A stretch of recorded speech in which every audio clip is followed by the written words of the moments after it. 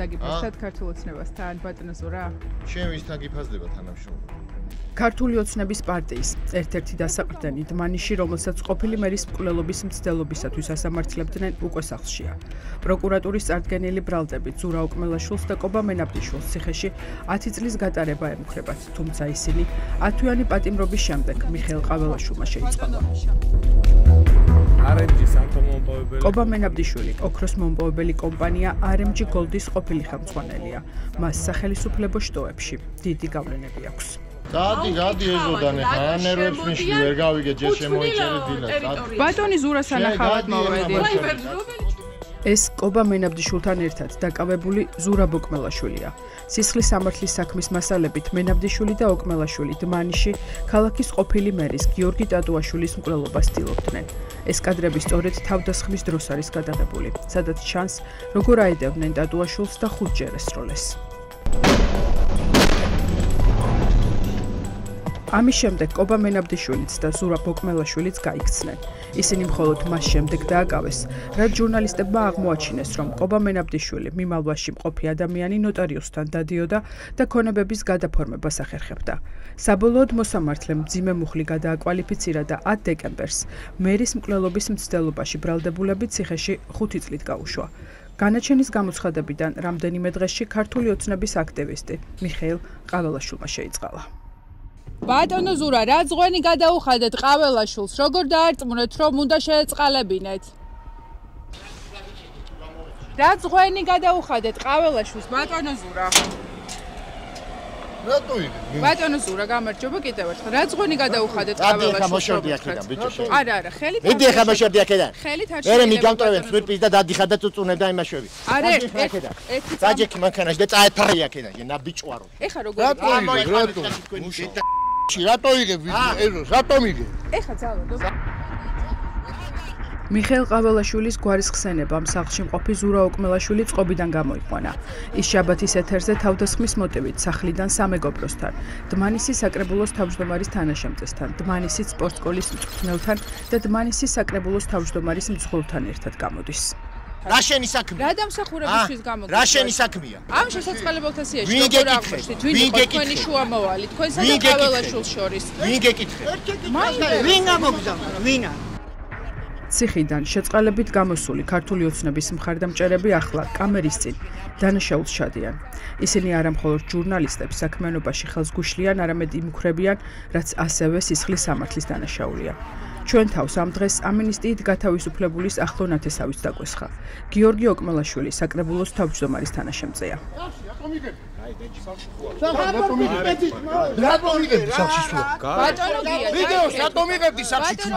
უკან დაიხიეთ ბატონო გია თავი შეიკავეთ ახლა დმანიში ქართული ოცნების შეწყალებული აქტივისტის სამეგობროს შაბათის ეთერის კამერა უკვე გათიშული გონიათ. სინამდვილეში კი ჩაწერა გრძელდება, რა დროსაც ზურა ოკმელაშვილი შაბათის ეთერის კუთვნილ მიკროფონს იტაცებს. გვემუქრება და სახლში შერბის. დადი ახლა მოშორდი აქედან ახლა განახებ მეში. დავაი მოხია არა. არ გიბრუნე. მიკროფონის გატაცების შემდეგ ზურა ოკმელაშვილს მისი გამორთვა დაავიწყდა. მან შაბათის ეთერის ოპერატორს და თავდასხმა დმანისის საკრებულოს თანამშრომელთან, გიორგი ოკმელაშვილთან ერთად განახორციელა. დაიგდე მანქანაში და წადიაკნა. დაიგდე მანქანაში. ბატონო ზურა. დაიგდე ნაბო. ბატონო ზურა, რა საქმეა? მოიგე. დამიბრუნეთ. ამოვიდა რაკეში თქვენი. ეხლა მაგას დაკა. დამიბრუნეთ. წადი ეხლა მოშორდი აქედან. მოაშორე მეთქი გოგო ეგის ეხლა აქ. რასა? მოშორდი აქედან. რასა? კადრში ჩანს, რომ ზურა ოკმელაშვილი ტელეფონზე საუბრობს. იქიდან გამომდინარე, რომ მას ჩვენი კუთვნილი მიკროფონი შარლის უკანა ჯიბეში აქვს, ხმა ჯერ კიდევ კარგად ისმის. ოკმელაშვილი სავარაუდოდ დმანისის მერზე კიდევ ერთ თავდამსხმელს და მიხეილ ყაველაშვილის შეწყალებით ციხიდან გამოსულ კობა მენაბდიშვილს ანგარიშს აბარებს და ჩადენილ დანაშაულს აღიარებს. გამოვარდი რაღაცა მიკროფონი და რა შევში. რა უნდა გამიჩალიჩო რა ვაგინებ ეს პროექტი და გავყავ. ეს არის პირდაპირი მტკიცებულება, რომ ოკმელაშვილმა სისხლის სამართლის დანაშაული ჩაიდინა. ამიტომ პატრულს ვიძახებთ. 112-ზე 12 საათსა და 39 წუთზე ვრეკავთ. გამარჯობა, დმანისი, ნინო წმინდის 28. თამთავარ დოლენჯაშვილი ტევე პირველიდან ჩვენ ვაწარმოებდით გადაღებას, რა დროსაც ზურა ოკმელაშვილმა ჩამეკუთვნილი ნივთი გამომგლიჯა ხელიდან და წავიდა. შევიდა მის კუთვნილ ცალში. ქუჩაში ვარ გარეთ და ჩემი კუთვნილი ნივთი აქვს ზურა ოკმელაშვილს შეტანილი. კი, დაუყოვნებლი მოდით და ამავე ნომერზე მოხდეს შეტყობინება. პოლიცია მხოლოდ ჩვენ არ გამოგვიძახებია. 112-ში დარეკა ჩვენმა რედაქციამაც. თუმცა პატრული 1 საათის განმავლობაში ადგილზე არ მოვიდა. წმინდა ნინოს ქუჩაზე შაბათის ეთერზე განხორციელებული თავდასხმის შემდეგ 1 საათი გავიდა. ადგილზე პოლიცია არ მოსულა, თუმცა მოვიდა სასწრაფო სამედიცინო ბრიგადა. დაზიანებაა და სასწრაფოს იძახებთ, ისა პატრულს იძახებთ, ჩვენ ვიძახებთ. და პატრული რატო არ მოვიდა თქვენზე ადრე? არ ვიცი, ჩვენ ყოველთვის პირველი მივდივართ ყველგან, ვიცი. პატრული არ არის მოსული და თქვენ როგორ მოასწარეთ ესე მალე მოსვლა პატრულის ად არის? პატრული არ არის. ხო ერთად შემოვიდა შეტყობინება ორივე უწყებაში. დაზიანება არა, გააქვთ. ჩემი კუთვნილი ნივთი გაიტაცეს. ერთი წამით გავესაუბრო რა. ჩემი კუთვნილი ნივთი გაიტაცეს. გაიტაცეს და იმიტომ გამოიძახეთ პატრული. კი. იგივე ვითარება 112-ში ზარის განხორციელებიდან 2 საათშიც. დმანისში მყოფი 2 სასწრაფო სამედიცინო ბრიგადიდან 1 ნინო წმინდის 28 ნომერთანაა მობილიზებული. ექიმებს მზიას და ნონას ცვლის უფროსი ეუბნება, რომ პატრულის მოსვლამდე არსად წავიდნენ. თბილისის დროით ახლა 14 საათი და 25 წუთია. პირველი შეტყობინება 112-ში ჩვენ გავაკეთეთ 12 საათზე და 39 წუთზე. როგორც ხედავთ, ნინო წმინდის ქუჩაზე 28 ნომერთან ზურა ოკმელაშვილის სახლთან. ახლა ამ დრომდე დგას სასწრაფო სამედიცინო ბრიგადა, რომელიც შეტყობინების შესვლიდან 112-ში 40 წუთის შემდეგ მოვიდა და ამ დრომდე აქ საპატრულო ეკიპაჟი არ გამოჩენილა. რთული სათქმელი არ არის. თუ რაც ხდება ეხა დღეს დმანისში და ის ვიმფარველობს უშუალოდ ზურა ოკმელაშვილს. ამის გამოცნობა ძალიან მარტივია. ზურა ოკმელაშვილი რეგიონში ქართული ოცნების ძალადობაში სახელგანთქმული აქტივისტია. ტევე პირველის არქივს შემორჩა კადრები, სადაც ის დმანისის მერობის კანდიდატის შეხვედრაზე ოპოზიციონერ აქტივისტებს ეძალადობს. 2021 წელს სოფელ განთიათში მომხდარ დაპირისპირებაზე ოკმელაშვილი საერთოდ არ გამოუკითხავთ.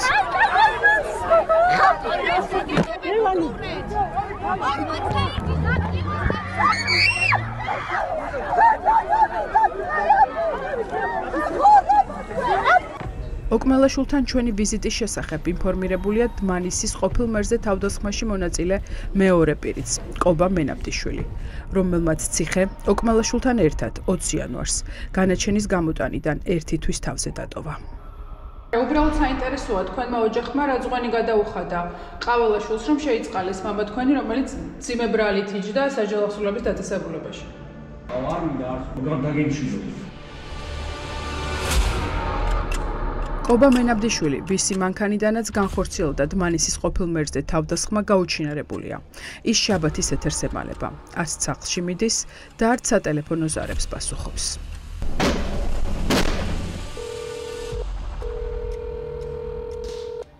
როგორ გამოვიდა ეს ორი ადამიანი? რისთვის გამოვიდა გარეთ შეწყალება? და მე რა შუაში? უბრალოდ მაინტერესებს დაუფასდა თუ არა მათ არა, ხო და მე რა შუაში ვარ, ეგ მაინტერესებს. მე გზანდებით, ხელმძღვანელის გზანდებით. ჩვენს მიერ მოპოვებული ინფორმაციით, მენაბდიშვილს და ოკმელაშვილს ციხიდან გათავისუფლების დაპირება წინასწარ მისცეს. ორივე ქართული ოცნებისათვის მნიშვნელოვანი კადრია. დმანისის მუნიციპალიტეტის მერი, რომელსაც მათი გავლენებით ყოველი არჩევნების დროს მენაბდიშვილი და ოკმელაშვილი ეხმარებიან, ციხიდან დამნაშავეების შეწყალებით გამოშვებაზე დასმულმა კითხვებმა გააღიზიანა. მენაბდიშვილი და ოკმელაშვილი სახლში როგორ არიან? ჩაურები როგორ უნდა იქნო? აი როგორ? სასჯელს და გამოუშვეს. ხო, მაგრამ თითქმის 18 წლიანი სასჯელი ემუქრებოდა ორივე ადამიანს. არ ვიცი, ხა მე მაგის კომპეტენტური არ ვარ. როგორ მოხერხდა ეგ ამბავი? როგორ დაალაგდა? შესაბამისი შეწყალების აქტით პრეზიდენტმა გამოსცა, ბატონ მიხეილ ყაველიძის ჩვენს პრეზიდენტს მადლობას ვხდი, რომ ყველა ჯანმრთელებული დაუბრუნდა, ვინც მოხდა ამ სინიში. ხო, ბატონმა მიხეილმა რომელმაც 2 დღეში განიხილა ყველა აქტი ალბათ შეწყალების, ხო? ბედოიძე არის მაგ გურამ გენგაშვილის შვილების ტყუპების ნათლია და ნათელ მირონი აკავშირებთ ერთმანეთთან. და ის ახლა პროკურორი ყოფილა მამამისი, არ ვიცი ეხლაც კიდევ მუშაობს თუ არა თავის თანამდებობაზე, მაგრამ ასეთი მკვლელი გაზარდა. მიხეილ ყაბელაშვილმა დარჩენილი სასჯელი გაუნახევრა ვაჟა გენგაშვილსაც, რომელიც იარაღის უკანონო ტარების მუხლით 2022 წლის 6 ივნისს დააკავეს. გენგაშვილს პატარძეულში სასტიკად მოკლული 41 წლის ზურა კოვალენკოს ოჯახი ახალგაზრდა კაცის მკვლელობაში ადანაშაულებდა, თუმცა ის სულ სხვა მუხლით დააკავეს. ოჯახი გენგაშვილის მფარველობაში სანქცირებული გომელაურის სანქცირებულ მოადგილეს, შალვა ბედოიძეს ადანაშაულებს. შინაგან საქმეთა მინისტრის პირველ მოადგილეს, პოლიციის გენერალ-მაიორ შალვა ბედოიძეს. თითქოს წიწილა მომიკლეს.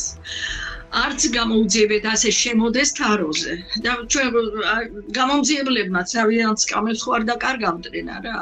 ვინ იქნება აბა სხვა თუ არა შინაგან საქმეთა მინისტრის მოადგილე, ისევ ბედოიძე, აბა სხვა ვინ მფარველობს.